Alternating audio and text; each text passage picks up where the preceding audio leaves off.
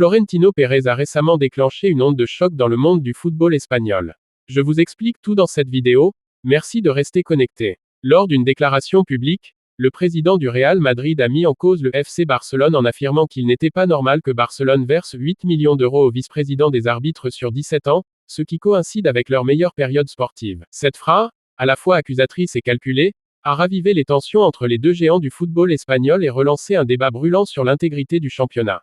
Les faits remontent à une période s'étalant de 2001 à 2018. Durant ces 17 années, le FC Barcelone aurait versé environ 8 millions d'euros à José María Enríquez Negreira, alors vice-président du comité technique des arbitres CTA. Ces paiements, répartis sur près de 2 décennies, ont été révélés par une enquête du fisc espagnol, qui s'est penchée sur les finances de l'entreprise de Negreira.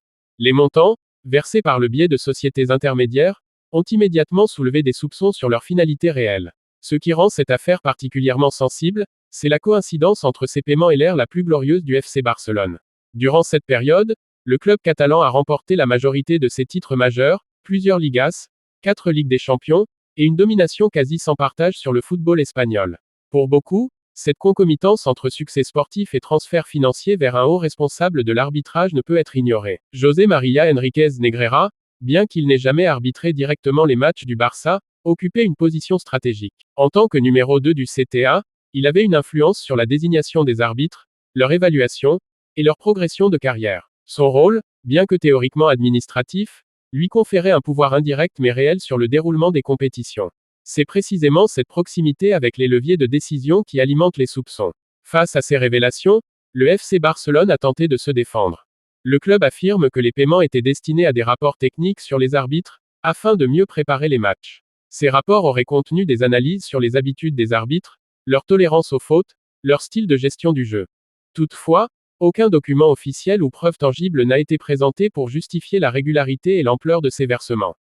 L'affaire a rapidement pris une tournure judiciaire. Le parquet espagnol a ouvert une enquête pour corruption entre particuliers, faux en écriture et gestion déloyale. Plusieurs anciens dirigeants du FC Barcelone, dont l'ex-président Josep María Bartomeu, sont visés. Les enquêteurs cherchent à déterminer si ces paiements ont pu influencer les décisions arbitrales, directement ou indirectement, et si le club a bénéficié d'un traitement de faveur. Le Real Madrid, par la voix de Florentino Pérez, a décidé de se constituer partie civile dans cette affaire. Une décision rare, mais qui témoigne de la gravité perçue des faits. Le club madrilène estime que l'intégrité de la compétition a été compromise et que la justice doit faire toute la lumière sur ces pratiques. Cette prise de position marque un tournant dans la rivalité entre les deux clubs, qui dépasse désormais le cadre sportif pour entrer dans l'arène judiciaire.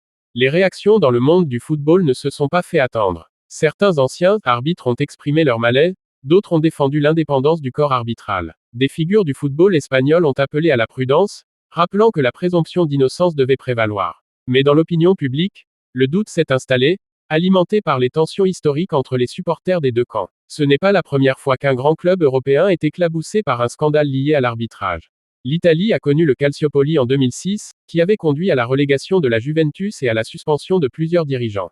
L'Espagne, jusqu'ici épargnée par ce type de crise, voit aujourd'hui son système mis à nu. La comparaison avec d'autres affaires européennes renforce la pression sur les institutions espagnoles pour qu'elles agissent avec fermeté. L'image du FC Barcelone, construite autour de valeurs telles que la formation, le beau jeu et l'éthique, est aujourd'hui fragilisée. Même en l'absence de preuves directes d'influence sur les résultats, le simple fait que de tels paiements aient existé jette une ombre sur les succès du club.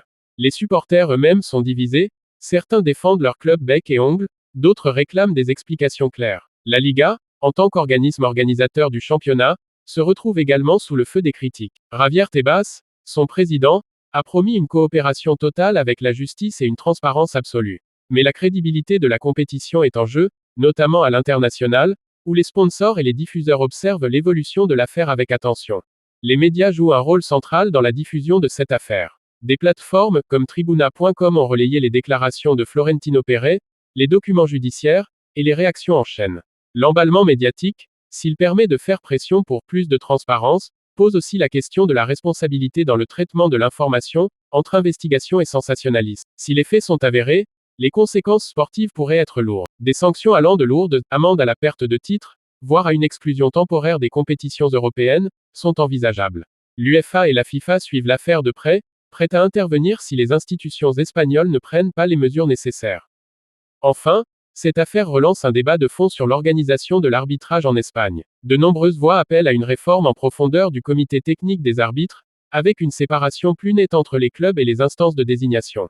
L'objectif? Garantir une indépendance totale, restaurer la confiance des supporters, et éviter que de telles zones d'ombre ne viennent à nouveau ternir l'image du football. Merci pour votre attention. Pour la suite, abonnez-vous. À bientôt.